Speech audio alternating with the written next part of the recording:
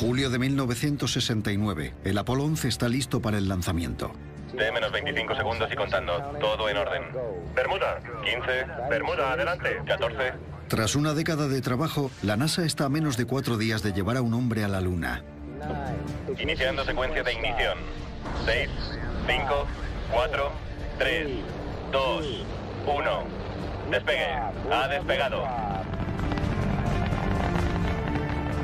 Creo que esta nación debería comprometerse a alcanzar el objetivo de llevar un hombre a la Luna y traerlo de vuelta sano y salvo. Pero en 1961, cuando Kennedy prometió llevar a un hombre a la Luna, la NASA no tenía claro cómo lograrlo. Fue lo más audaz que la NASA se había propuesto hacer hasta ese momento. Si Estados Unidos dice que va a hacer algo, lo hace. Necesitaban un nuevo cohete capaz de semejante reto. Pero desarrollar una máquina tan colosal llevaría a la ciencia y a la ingeniería a su límite. Para esta gente el fracaso no era una opción, y lo que lograron es, como poco, extraordinario.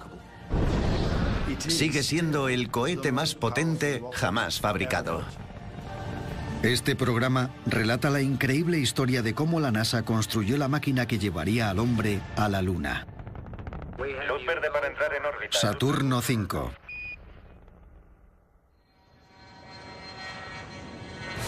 Noviembre de 1961. Pilotos de la NASA prueban el avión cohete X-15.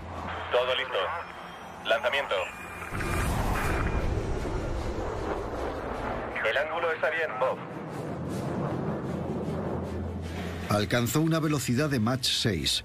La NASA intentaba llegar al espacio. A 12,6 sigue bien. Esto es fantástico. Pero a espaldas de la opinión pública estadounidense, estos hitos de la ingeniería espacial fueron construidos con la tecnología de una fuente inesperada. Londres, Inglaterra, 1940. La Segunda Guerra Mundial continúa y Londres arde bajo incesantes bombardeos aéreos. Mientras tanto, en la Alemania nazi se llevan a cabo los planes de Hitler para crear una nueva arma de largo alcance. El cohete V2 es el primer misil balístico del mundo y dejará a Gran Bretaña indefensa. Pero el V2 les salió muy caro a los nazis.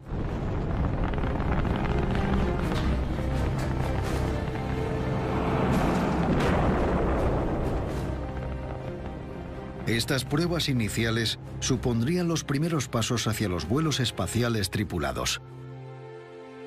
Y el cerebro que estaba detrás del cohete V2, el científico Wernher von Braun, se convertiría en un inesperado colaborador del programa espacial estadounidense. Al final de la guerra, agentes estadounidenses capturaron a más de 100 científicos alemanes, entre ellos von Braun, y los reclutaron para que diseñaran armas para su ejército. La historia de la llegada de von Braun a Estados Unidos comienza mucho antes. Estaba claro que los aliados iban ganando la guerra, así que tenían que decidir ante quién se iban a rendir.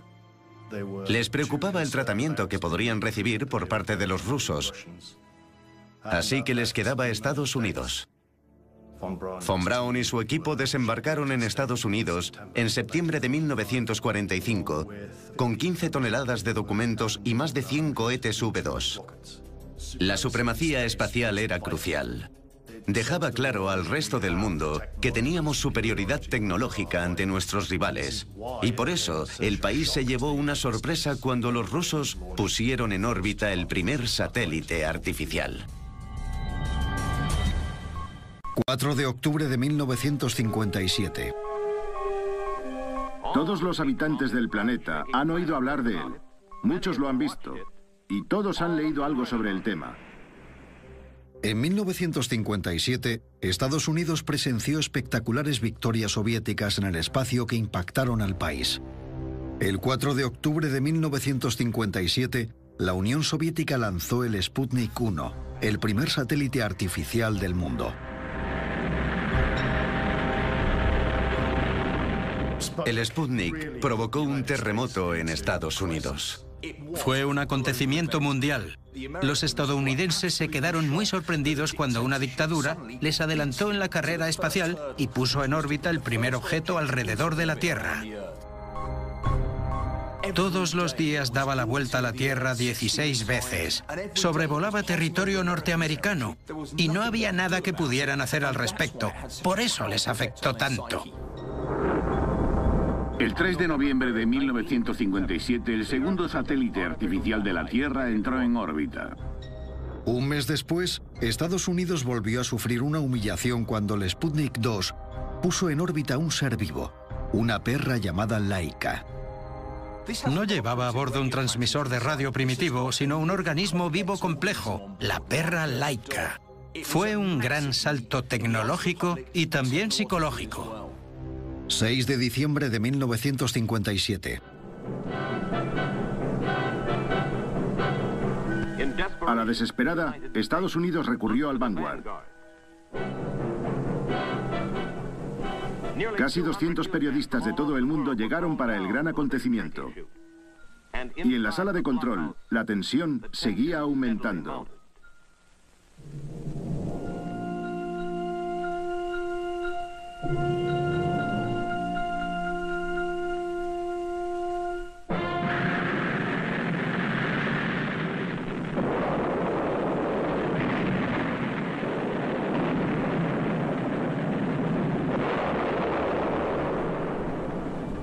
El prestigio de Estados Unidos nunca había estado más bajo que en este momento, el 6 de diciembre de 1957.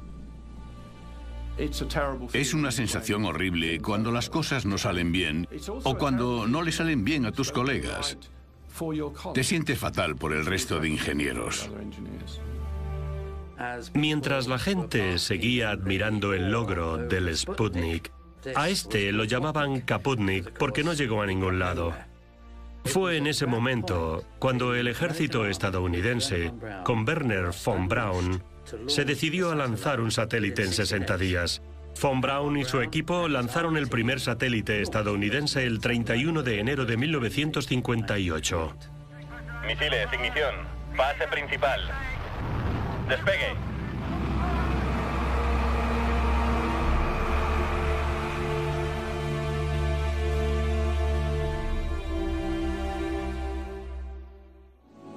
Tras haberse tropezado con todas las vallas durante la carrera, a Estados Unidos le esperaba una humillación más con el vuelo de Yuri Gagarin. Fue el primer humano que orbitó alrededor de la Tierra. Eso fue todo. Completó una órbita y aterrizó con éxito. He dicho que eso fue todo, pero tenemos que recordar que cada segundo recorría 8 kilómetros. Y aterrizó como un héroe mundial. La Unión Soviética lo identificó con las posibilidades de una sociedad comunista. Eso puso mucha presión sobre la Casa Blanca. ¿Cómo habían dejado que nuestro país se quedara tan atrás? ¿Cómo era posible que los rusos lanzaran un satélite artificial y luego a un ser humano? A los estadounidenses esto les afectó mucho. En aquel momento, Kennedy dijo, tendremos que recibir más golpes, pero saldremos adelante. Ese era su plan, bajar la cabeza, concentrarse y continuar. Mayo de 1961. Un mes después, Estados Unidos respondió con el proyecto Mercury y lanzó al astronauta Alan Shepard, que se convirtió en el primer estadounidense en salir al espacio. Y despegue. Recibido, despegue y el reloj está en marcha. Aquí Freedom 7, os recibo alto y claro. El control es suave. Unas vistas preciosas.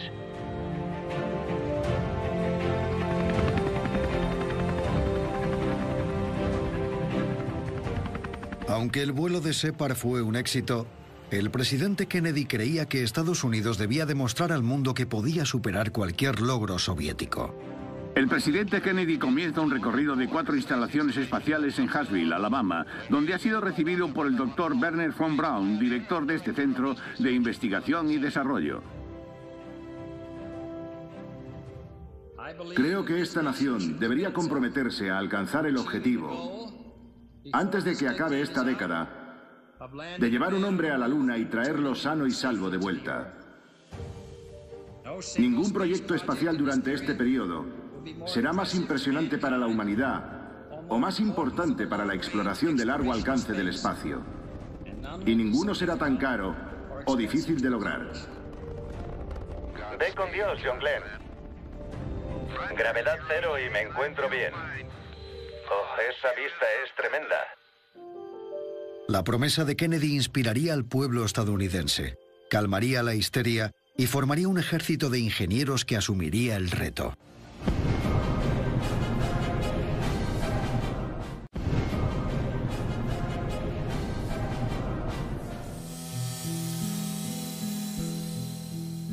En 1963, la NASA no tenía mucha idea sobre cómo construir un cohete capaz de salir de la órbita terrestre.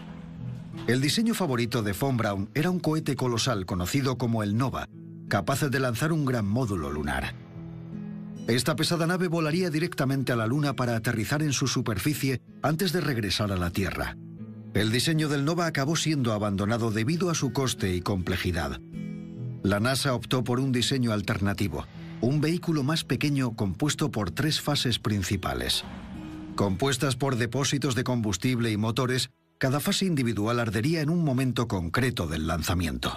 Este diseño permitía que el pesado depósito de combustible y los motores fueran descartados después de usarlos, reduciendo el peso del cohete según fuera ascendiendo. Este cohete se convertiría en el icono del programa Apolo, el poderoso Saturno V. El Saturno V enviaría una pequeña nave Apolo a la Luna. Al contrario que el Nova, la nave espacial Apolo estaría compuesta por 2 módulos y solo un ligero módulo de aterrizaje bajaría a la superficie de la Luna. Luego, ese módulo se acoplaría a la nave principal y regresaría a la Tierra. En 1963 ya había comenzado la construcción del poderoso Saturno V con los motores más potentes jamás fabricados. Sería capaz de llevar a su tripulación más allá de la órbita terrestre. El Saturno V daría ventaja a Estados Unidos en la carrera espacial, pero construir un vehículo tan colosal requeriría ingeniería de precisión a una escala sin precedentes. El programa lunar Apolo fue una tarea hercúlea en la que participaron 375.000 personas en su momento álgido. La variedad de habilidades requeridas era mucho más amplia de lo que cualquier empresa podría cubrir. Las posibilidades de éxito se maximizarían al reunir a las mentes más brillantes de las principales compañías de Estados Unidos. Bajo la dirección de Von Braun, Boeing, North American Aviation, Douglas Aircraft Company y el gigante informático IBM participaron en el proyecto Saturno y se construyeron nuevas plataformas de lanzamiento, centros de control y enormes complejos de apoyo por todo el país. La primera fase del Saturno V tenía 2 componentes principales, los depósitos de combustible y los gigantescos motores F1. Medía 42 metros de alto y sería la sección más grande del Saturno V, aunque la mayoría de su masa sería propergol. Los depósitos estarían llenos de queroseno y oxígeno líquido para 5 motores F1. Mucha gente se olvida de los depósitos de combustible, pero hay que recordar los desafíos. La temperatura más baja de la Tierra suele rondar los 88 grados bajo cero en la Antártida, y tenemos que bajar bastante de esas temperaturas para que los depósitos sean eficientes. El oxígeno tiene que enfriarse muchísimo para alcanzar un estado líquido y conseguir la cantidad de oxígeno necesaria para poner el Saturno V en órbita. Así que para empezar, los depósitos de combustible tienen que funcionar como los mejores termos criogénicos del mundo, pero no pueden pesar demasiado, porque no abandonarían el suelo. Ante estos retos, llevaron la ciencia hasta el límite. Los 5 motores F1 se encargarían del trabajo pesado, poniendo el vehículo de 3.000 toneladas a más de 8.000 kilómetros por hora. El Saturno V era alucinante, pero no iría a ninguna parte a no ser que tuviera la potencia necesaria, y ahí entraba en juego el motor F1. Cada uno de ellos producía más de 620 toneladas de empuje. Habían empezado a desarrollar el F1 en 1955, pero el conjunto de 5 motores necesario para impulsar la primera fase llevaría la tecnología de la época a su límite. Durante las pruebas, descubrieron algo que pondría en peligro toda la misión Apolo. Uno de los mayores problemas a los que se enfrentaron fue la inestabilidad de la combustión. Los motores individuales quemaban 3 toneladas de combustible por segundo. Imaginaos todo ese combustible desapareciendo. Es algo extraordinario. El paso de esa cantidad de combustible a un recipiente de gas ardiente es un proceso físico muy complejo. La causa se encuentra en el interior del motor. Un flujo desigual de combustible aumenta el empuje, elevando la presión y restringiendo el suministro de combustible, lo cual reduce el empuje. Entonces, la menor presión causa un aumento de combustible empujando el motor. El ciclo continúa con consecuencias fatales. Así conseguían una llama de empuje que giraba a toda velocidad por el interior de la cámara de combustión, cada vez más y más rápido. Esto causaba una gran inestabilidad y fallaban un motor tras otro después de los primeros segundos. Y creedme, cuando un motor con la potencia del F1 falla, lo hace de manera espectacular y catastrófica.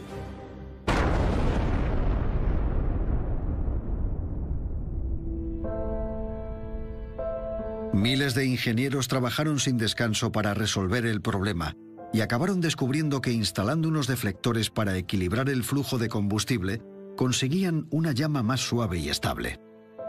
Cuando pienso en los retos a los que se enfrentaron, en una época en la que no tenían modelos de dinámica de fluidos computacional en superordenadores, lo que lograron en esos pocos años es extraordinario. Para ellos, el fracaso no era una opción. Sabían que el tiempo era fundamental, que se trataba de un objetivo nacional, y se entregaron a la tarea apasionadamente. Cuando se encontraron con dificultades, y en el caso de las pruebas del motor F1, vaya que sí las hubo, no se rindieron, aprendieron de sus errores y siguieron adelante. Aunque los motores F1 solo funcionarían durante 2 minutos y medio, son una obra maestra de ingeniería. Y a día de hoy siguen siendo los motores de una sola cámara de combustible líquido más potentes jamás construidos.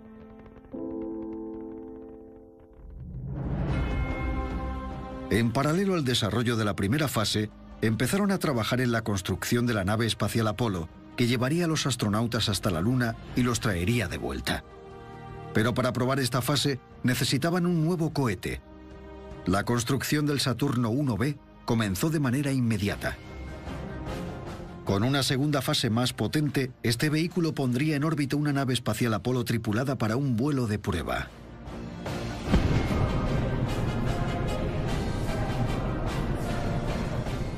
La NASA seleccionó a 16 nuevos astronautas para 10 misiones tripuladas que constituían el pionero proyecto Géminis. Este proyecto desarrollaría técnicas imprescindibles para el futuro éxito de una misión lunar. El programa espacial iba cogiendo impulso y el pueblo estadounidense compartía una sensación de optimismo. Pero un día de 1963 todo cambió. Todo es bastante confuso, pero han disparado al vehículo presidencial mientras atravesaba el centro de Dallas. Acaban de informarnos de que han disparado al vehículo de Kennedy. Hemos hablado con el departamento de policía y nos han confirmado que... Todavía no hay un informe sobre la gravedad de las heridas del presidente.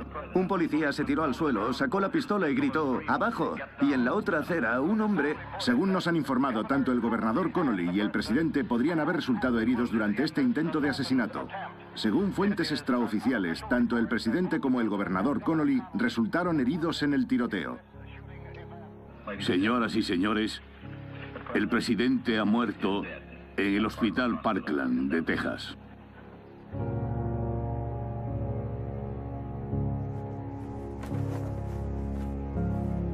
En aquel momento, todos sentimos lo que fue una gran pérdida. Se quedó grabado en la memoria de todos los que vivían en Estados Unidos. Porque lo que Kennedy había hecho era crear un sueño. El sueño de un líder joven, un visionario que creyó poder transformar un mundo que corría peligro por la amenaza de una guerra nuclear. Que el pueblo estadounidense se podía movilizar para hacer del mundo un lugar mejor. Pero en lugar de desmoralizarse, provocó una respuesta de determinación absoluta de que pasara lo que pasara, un estadounidense pisaría la Luna antes de que terminara la década. La NASA, pese a todo, continuó con el proyecto Géminis. Reloj en marcha. Buen viaje, Molly Brown. Realizaron grandes avances para hacer realidad el sueño de Kennedy y mostrar al mundo el país en que creía. Madre mía, es una experiencia fantástica. Me siento genial. El proyecto Géminis tuvo un papel crucial. 10 misiones tripuladas tenían que poner a prueba todas las tecnologías que serían esenciales si el proyecto Apolo quería superar el reto de aterrizar en la Luna. Lo vemos por debajo. ¿Cómo conseguir que dos naves espaciales que orbitan alrededor de la Tierra a 8 kilómetros por segundo logren acoplarse? Recibido. ¿Cómo lo ves? Está genial. ¿Podría un ser humano sobrevivir 14 días en lo que llamamos un entorno de microgravedad? ¿Cómo te sientes al haber logrado un nuevo récord para Estados Unidos? Ya era hora. Sí, enhorabuena. Vuelos de mayor duración, maniobras de acoplamiento y paseos espaciales fueron practicados y perfeccionados por las tripulaciones Géminis para el programa Apolo.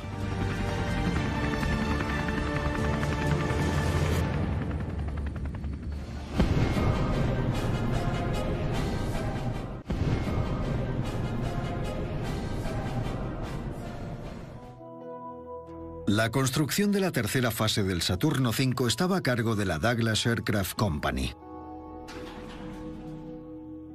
La tercera fase tenía dos elementos principales y requería que su motor J2 funcionase dos veces.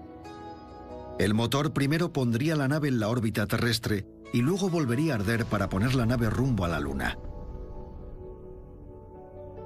Pero durante las pruebas del J2, los ingenieros se encontraron con un grave problema. Todo el ensamblaje explotó, destruyendo el motor y dañando gravemente el soporte de prueba. Los tanques esféricos diseñados para presurizar el sistema de combustible habían estallado. Una soldadura había fallado y la metralla provocó una enorme explosión que destruyó el motor y también dañó el soporte de prueba. Durante la investigación, descubrieron que la soldadura de la esfera no era la que habían especificado. Y eso, combinado con las múltiples pruebas de presión que pasó la esfera, debilitó el ensamblaje, causando ese fallo. Soldar el depósito de combustible del Saturno V demostró ser un gran reto. Realizaron sofisticadas modificaciones en el equipo para hacer las soldaduras de calidad suficiente para soportar el estrés de un vuelo espacial. Todas las soldaduras fueron inspeccionadas y sometidas a pruebas hasta su destrucción.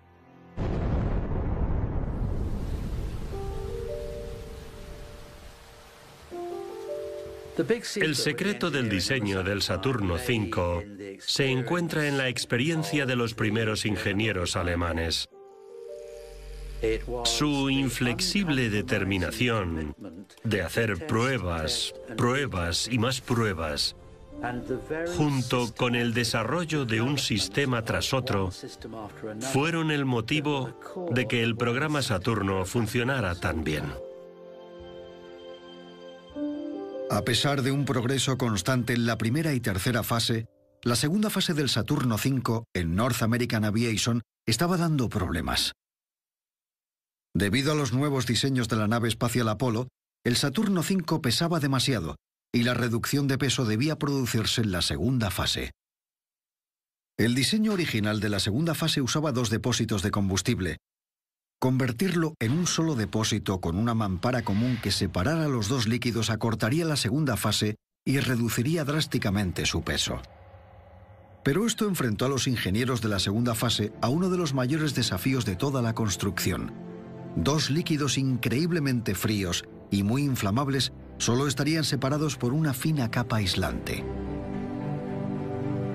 Esa mampara común fue uno de los mayores problemas a los que se enfrentaron. Entre los dos fluidos criogénicos había una diferencia de 70 grados. El hidrógeno estaba a menos 252 y el oxígeno al otro lado de esa fina pared a menos 182. No podía haber ninguna fuga térmica.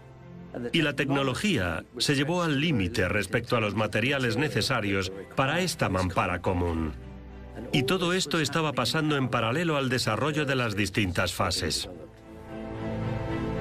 En mayo de 1965, la segunda fase más corta y ligera estaba casi terminada y simultáneamente estaba construyéndose la unidad instrumental. Esta sección circular del cohete, de 6,7 metros de diámetro, se colocaría por encima de la tercera fase. Fabricado por IBM, este anillo contenía los sistemas de vuelo, orientación, detección y giroscopios del Saturno V. Durante la ignición hay que controlar el flujo de combustible a las cámaras de combustión y también la dirección del impulso. Los motores están diseñados para moverse y dirigir el vehículo. Tienen que seguir moviéndose para mantener el rumbo.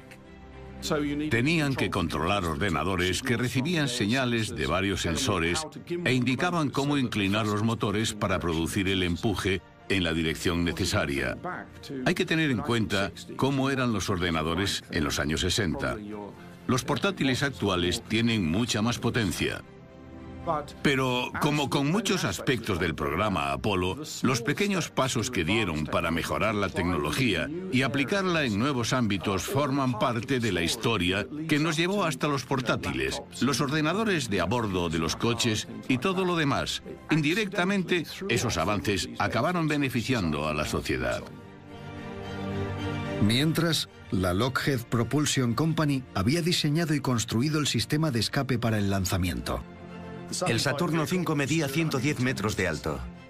En los últimos 10 metros, unida al módulo de mando, donde irían los astronautas, estaba la torre de escape.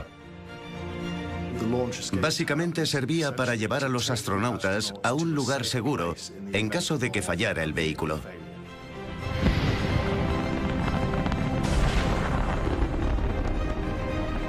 El motor del cohete separaría el módulo de mando en el que estarían los astronautas del cohete y lo dirigiría hacia el mar. El módulo de mando caería en el agua bajo los paracaídas. Con los astronautas fuera de peligro, sería recuperado por la Armada estadounidense.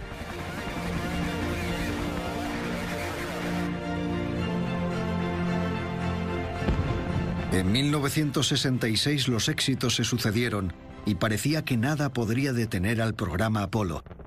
Pero en enero de 1967 se produjo un desastre.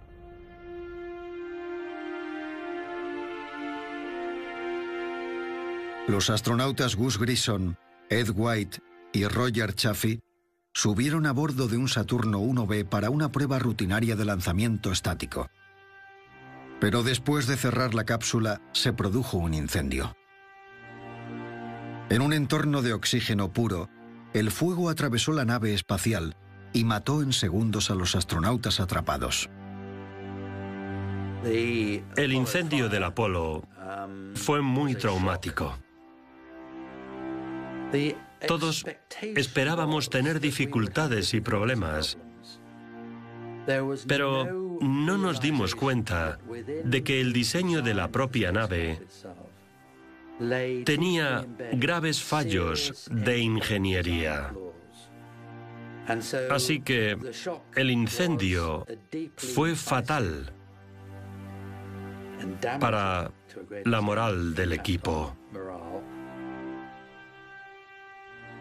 El propio Gus Grissom dijo que era de esperar que muriera gente en este negocio y que no deberían detenerse a pesar de la pérdida de vidas.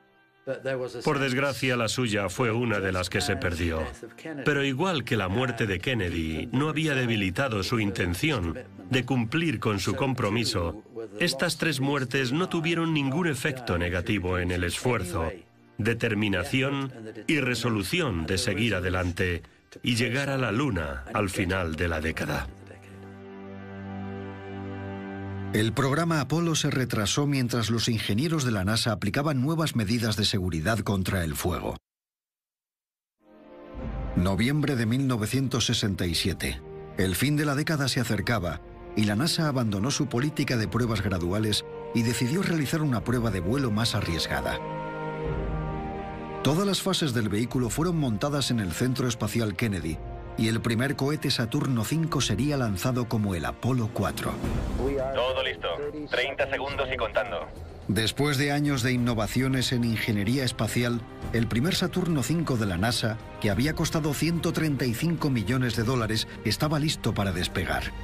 Vale, controladores de vuelo, tranquilidad. Última comprobación, propulsión, listo, retro, listo, FIDO, listo, IDO, listo. ¿Listos para el lanzamiento? Afirmativo, estamos listos. Ignición. Todos los motores están funcionando.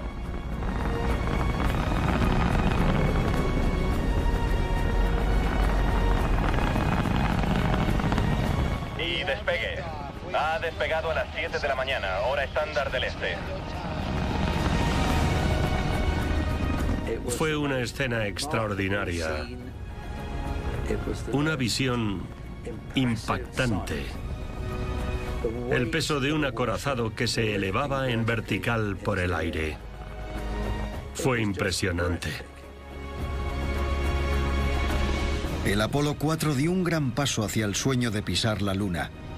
Pero antes de que los astronautas pudieran pilotar el potente Saturno V, debían realizar más pruebas. La NASA lanzó el Apolo 6, el segundo Saturno V sin tripulación, en abril de 1968.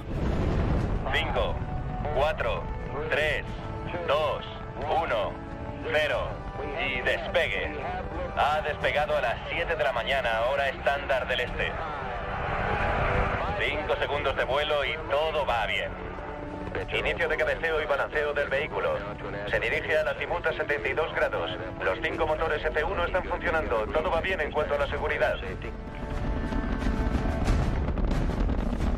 La NASA esperaba otro vuelo perfecto, pero poco después del lanzamiento, el Saturno V empezó a sufrir violentas sacudidas. Si las vibraciones continuaban, el vehículo quedaría destrozado. Esa vibración se conoce como efecto Pogo. Los ingenieros de la NASA la habían visto otras veces, pero nunca a esa escala. El efecto Pogo es básicamente una vibración que ocurre a lo largo del cohete. Creada por el movimiento del cohete, afecta al flujo de combustible, varía el empuje y puede llegar a destruir el vehículo. Al finalizar la combustión de la primera fase, las vibraciones disminuyeron. Pero el daño causado estaba a punto de hacerse evidente.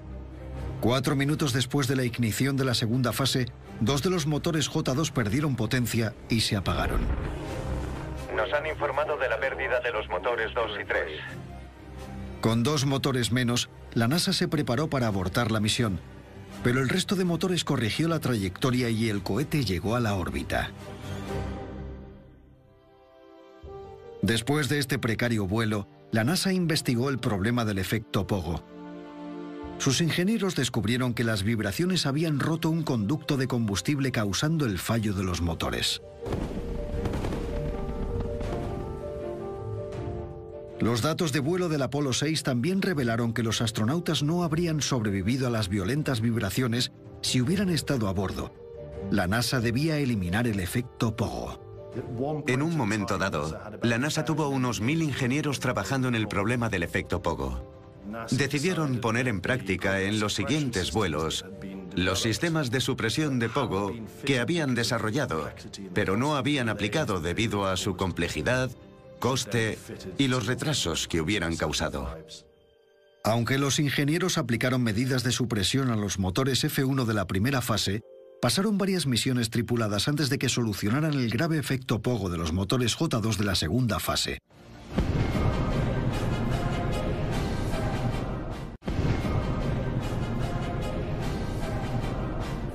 En octubre de 1968, los astronautas Isley, Shira y Cunningham volaron a bordo de un Saturno 1B en la misión Apolo 7, la primera misión tripulada del programa. Empuje correcto a lo que queríamos. Balanceo. Recibido.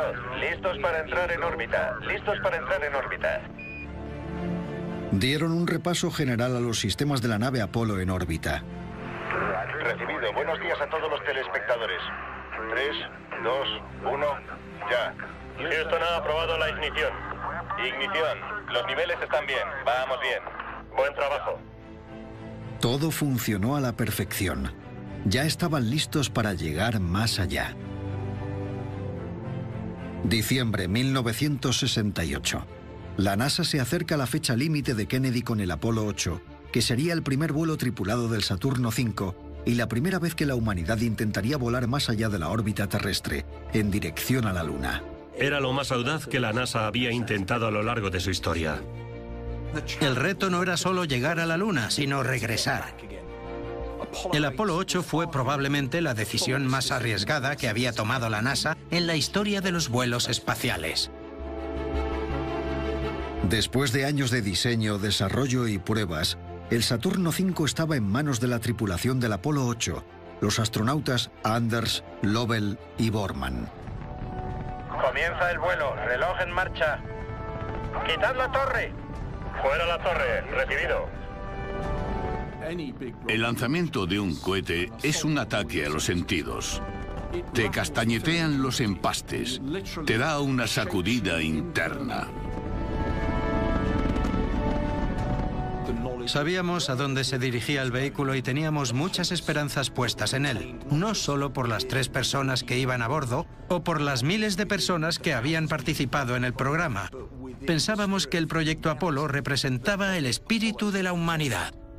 Apolo 8, aquí Houston. La trayectoria parece correcta. Cambio. Estábamos abandonando la Tierra, rompiendo un vínculo con nuestro planeta para colocar a unos hombres en la fuerza gravitatoria de la Luna. Se me pusieron los pelos de punta. ¿Estáis listos para la inyección translunar? Cambio. Listos para inyección translunar. Cuando la tercera fase se encendió para dirigirse a la Luna, vi que la velocidad no hacía más que aumentar en los controles. Y fue increíble.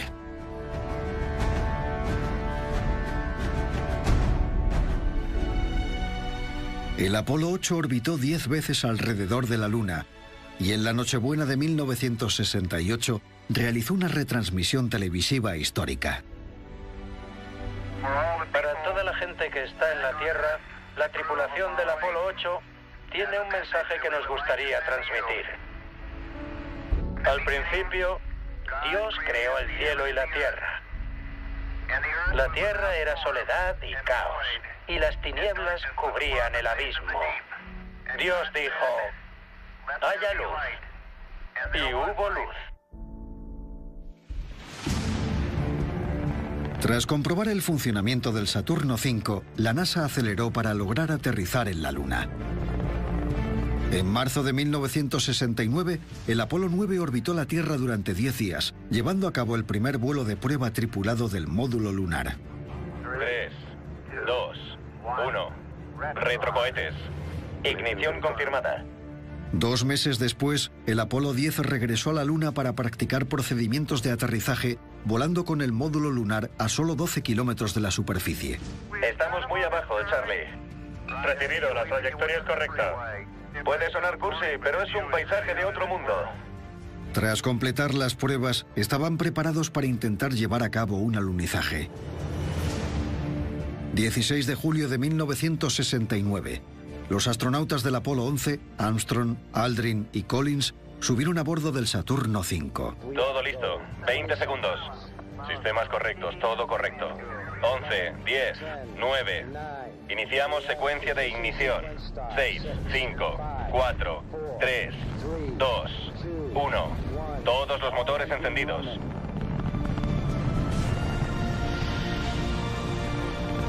Despegue. Ha despegado. A las 13:32, el Apolo 11 ha despegado. 4 días después, Neil Armstrong pisó la Luna haciendo realidad el sueño de Kennedy y asegurando la superioridad estadounidense en la carrera espacial. Es un pequeño paso para el hombre y un gran salto para la humanidad.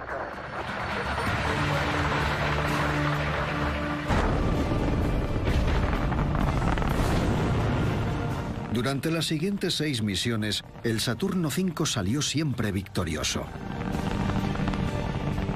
Entre 1968 y 1972, 24 hombres volaron a la Luna y 12 caminaron por su superficie. Pocas veces me había sentido tan orgulloso, os lo aseguro. La NASA fue adquiriendo confianza y las naves aterrizaron en terreno montañoso y valles en misiones de superficie que duraron hasta 3 días.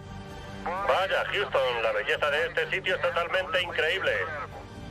Pero el 7 de diciembre de 1972, el hombre abandona la Luna por última vez. ¡Qué viaje! El Apolo 17 cerró un capítulo extraordinario en la historia de los vuelos espaciales.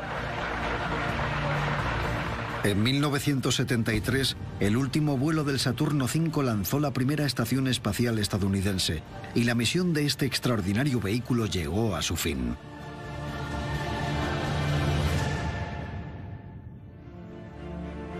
El legado del Saturno V es el número de científicos, ingenieros y profesores que fueron inspirados por ese magnífico y enorme cohete en la plataforma de lanzamiento.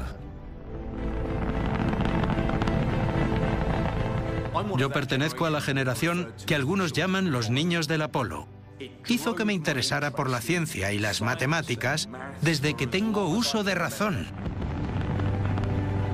El Saturno V era un vehículo impresionante.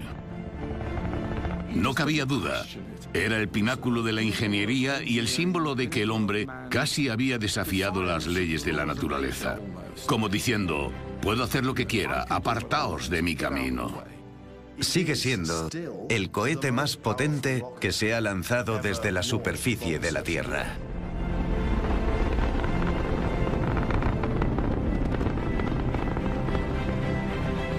Su propósito, todo lo que representaba, era ir en busca de respuestas a preguntas que se remontan al inicio de los tiempos. ¿Qué somos? ¿Qué hay ahí fuera? ¿Qué es la Luna? ¿Cómo será caminar sobre ella? El Saturno V nos demostró que podíamos hacerlo y ya es hora de que lo hagamos de nuevo. Nos gustaría dar las gracias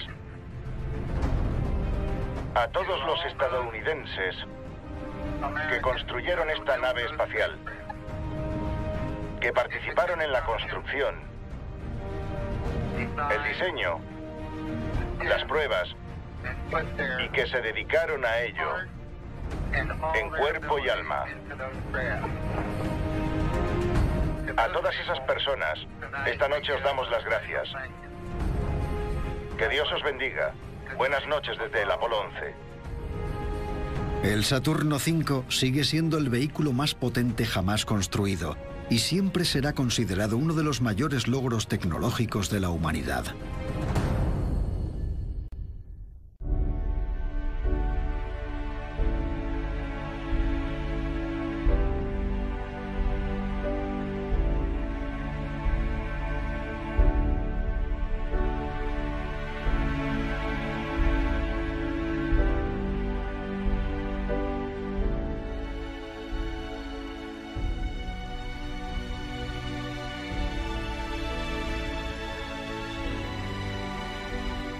Ha estado más bajo que en este momento, el 6 de diciembre de 1957.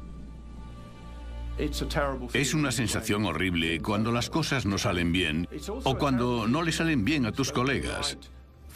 Te sientes fatal por el resto de ingenieros. Mientras la gente seguía admirando el logro del Sputnik, a este lo llamaban Kaputnik porque no llegó a ningún lado. Fue en ese momento cuando el ejército estadounidense, con Wernher von Braun, se decidió a lanzar un satélite en 60 días. Von Braun y su equipo lanzaron el primer satélite estadounidense el 31 de enero de 1958. Misiles, ignición. Fase principal. Despegue.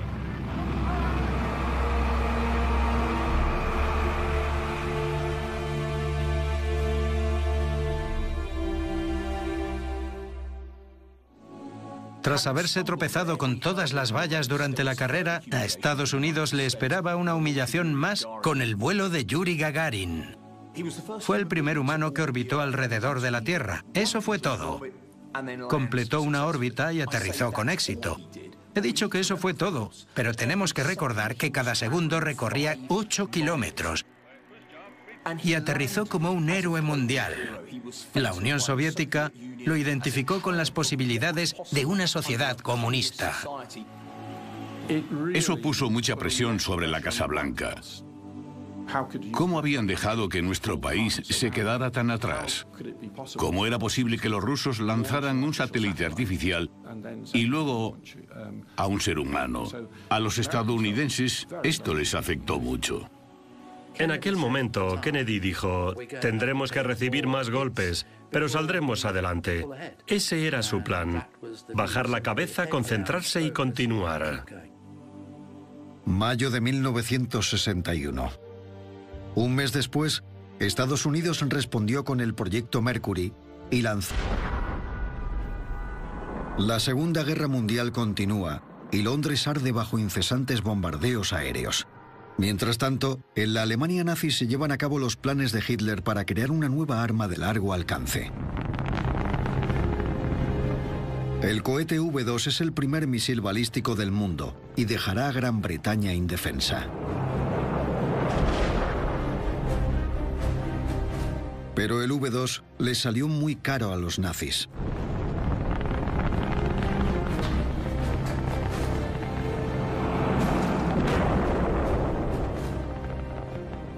Estas pruebas iniciales supondrían los primeros pasos hacia los vuelos espaciales tripulados. Y el cerebro que estaba detrás del cohete V2, el científico Wernher von Braun, se convertiría en un inesperado colaborador del programa espacial estadounidense. Al final de la guerra, agentes estadounidenses capturaron a más de 100 científicos alemanes, entre ellos von Braun, y los reclutaron para que diseñaran armas para su ejército.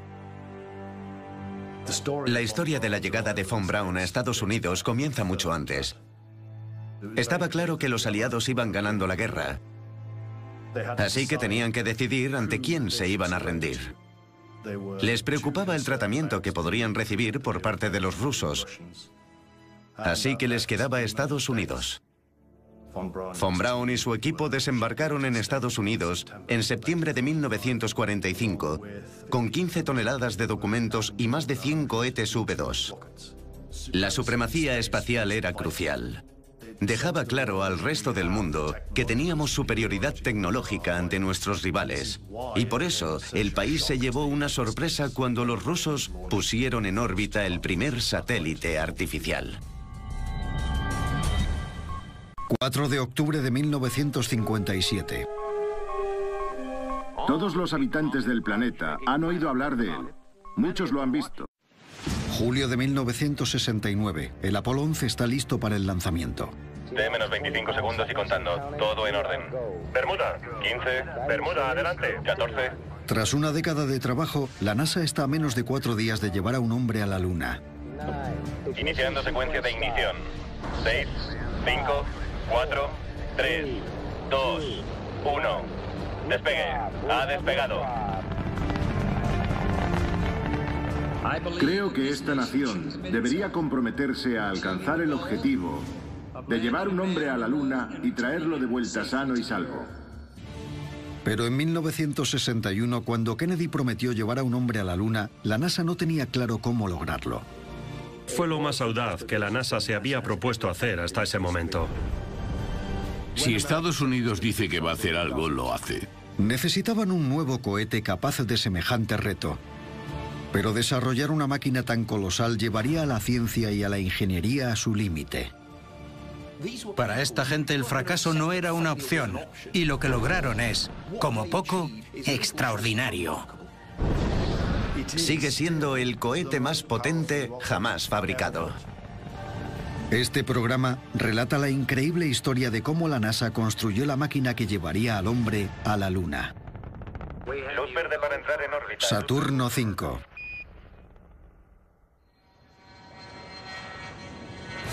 Noviembre de 1961. Pilotos de la NASA prueban el avión cohete X-15. Todo listo. Lanzamiento. El ángulo está bien, Bob. Alcanzó una velocidad de Mach 6. La NASA intentaba llegar al espacio. A 12,6 sigue bien. Esto es fantástico. Pero a espaldas de la opinión pública estadounidense, estos hitos de la ingeniería espacial fueron construidos con la tecnología de una fuente inesperada. Londres, Inglaterra, 1940. Y todos han leído algo sobre el tema. En 1957, Estados Unidos presenció espectaculares victorias soviéticas en el espacio que impactaron al país. El 4 de octubre de 1957, la Unión Soviética lanzó el Sputnik 1, el primer satélite artificial del mundo. El Sputnik provocó un terremoto en Estados Unidos. Fue un acontecimiento mundial. Los estadounidenses se quedaron muy sorprendidos cuando una dictadura les adelantó en la carrera espacial y puso en órbita el primer objeto alrededor de la Tierra. Todos los días daba la vuelta a la Tierra 16 veces.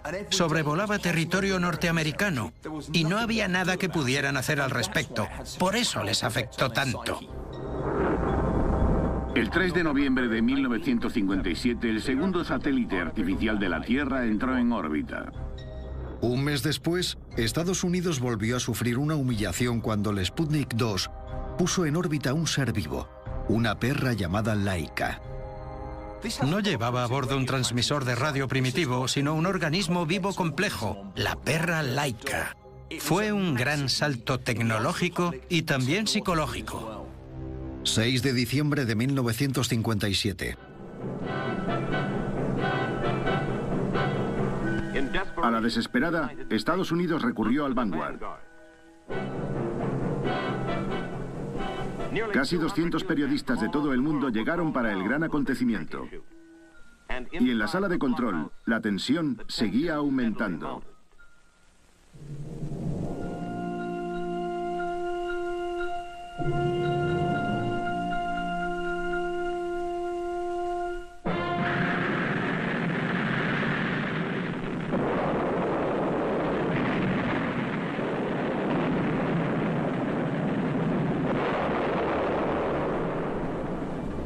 El prestigio de Estados Unidos nunca había... al astronauta Alan Shepard, que se convirtió en el primer estadounidense en salir al espacio.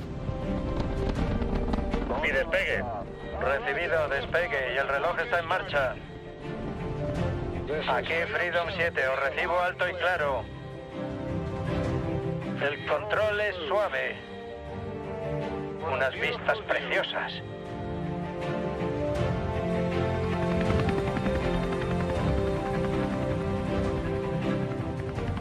Aunque el vuelo de Shepard fue un éxito, el presidente Kennedy creía que Estados Unidos debía demostrar al mundo que podía superar cualquier logro soviético.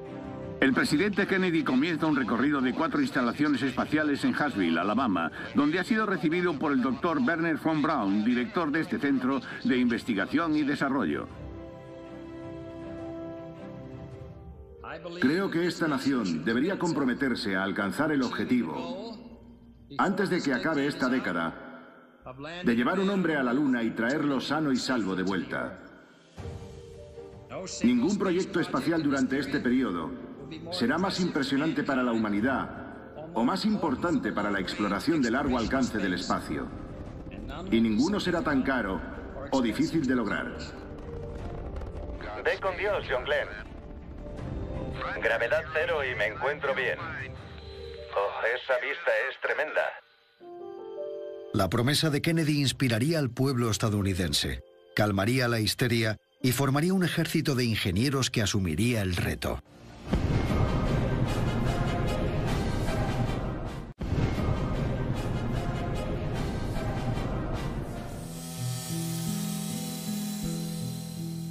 En 1963, la NASA no tenía mucha idea sobre cómo construir un cohete capaz de salir de la órbita terrestre. El diseño favorito de Von Braun era un cohete colosal conocido como el Nova, capaz de lanzar un gran módulo lunar. Esta pesada nave volaría directamente a la Luna para aterrizar a Laika. Fue un gran salto tecnológico y también psicológico. 6 de diciembre de 1957. A la desesperada, Estados Unidos recurrió al Vanguard. Casi 200 periodistas de todo el mundo llegaron para el gran acontecimiento. Y en la sala de control, la tensión seguía aumentando.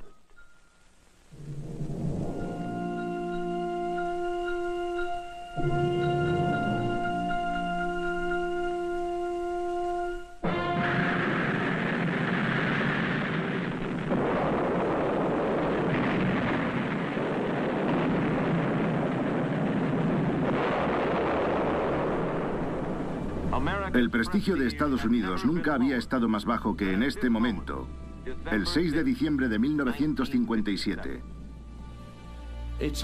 Es una sensación horrible cuando las cosas no salen bien o cuando no le salen bien a tus colegas. Te sientes fatal por el resto de ingenieros. Mientras la gente seguía admirando el logro del Sputnik, a este lo llamaban Kaputnik porque no llegó a ningún lado. Fue en ese momento cuando el ejército... Estas pruebas iniciales supondrían los primeros pasos hacia los vuelos espaciales tripulados. Y el cerebro que estaba detrás del cohete V2, el científico Wernher von Braun, se convertiría en un inesperado colaborador del programa espacial estadounidense. Al final de la guerra, agentes estadounidenses capturaron a más de 100 científicos alemanes, entre ellos von Braun, y los reclutaron para que diseñaran armas para su ejército. La historia de la llegada de von Braun a Estados Unidos comienza mucho antes. Estaba claro que los aliados iban ganando la guerra, así que tenían que decidir ante quién se iban a rendir.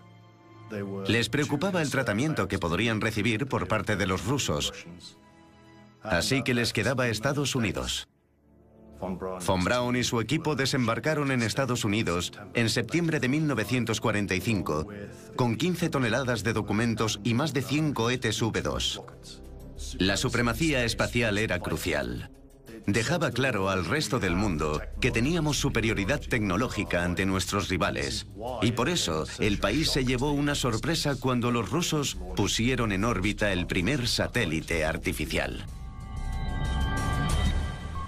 4 de octubre, Luz verde para entrar en órbita. Saturno 5.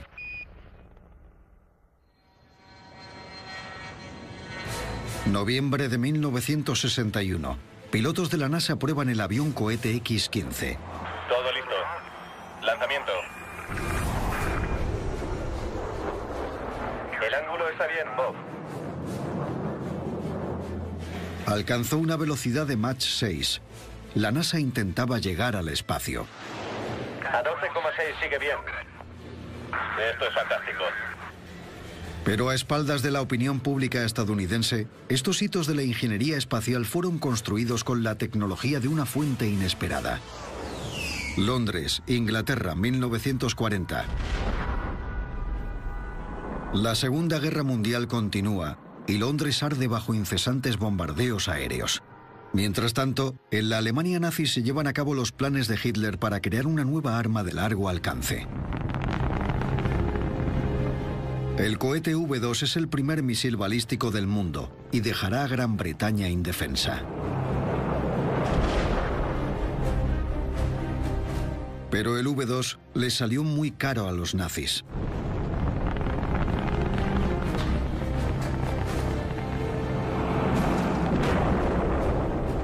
De 1957. Todos los habitantes del planeta han oído hablar de él. Muchos lo han visto. Y todos han leído algo sobre el tema. En 1957, Estados Unidos presenció espectaculares victorias soviéticas en el espacio que impactaron al país. El 4 de octubre de 1957, la Unión Soviética lanzó el Sputnik 1, el primer satélite artificial del mundo. El Sputnik provocó un terremoto en Estados Unidos. Fue un acontecimiento mundial. Los estadounidenses se quedaron muy sorprendidos cuando una dictadura les adelantó en la carrera espacial y puso en órbita el primer objeto alrededor de la Tierra. Todos los días daba la vuelta a la Tierra 16 veces. Sobrevolaba territorio norteamericano y no había nada que pudieran hacer al respecto.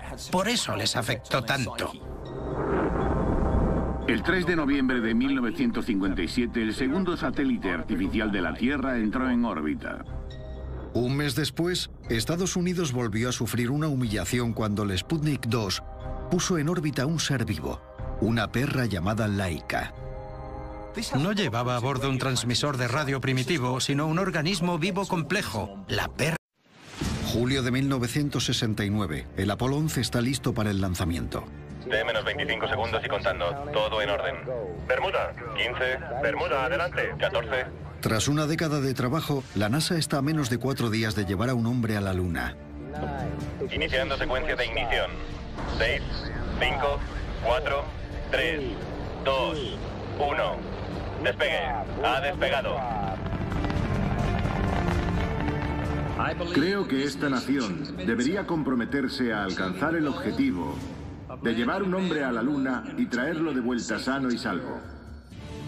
Pero en 1961, cuando Kennedy prometió llevar a un hombre a la Luna, la NASA no tenía claro cómo lograrlo. Fue lo más audaz que la NASA se había propuesto hacer hasta ese momento. Si Estados Unidos dice que va a hacer algo, lo hace. Necesitaban un nuevo cohete capaz de semejante reto. Pero desarrollar una máquina tan colosal llevaría a la ciencia y a la ingeniería a su límite. Para esta gente el fracaso no era una opción, y lo que lograron es, como poco, extraordinario. Sigue siendo el cohete más potente jamás fabricado. Este programa relata la increíble historia de cómo la NASA construyó la máquina que llevaría al hombre a la Luna.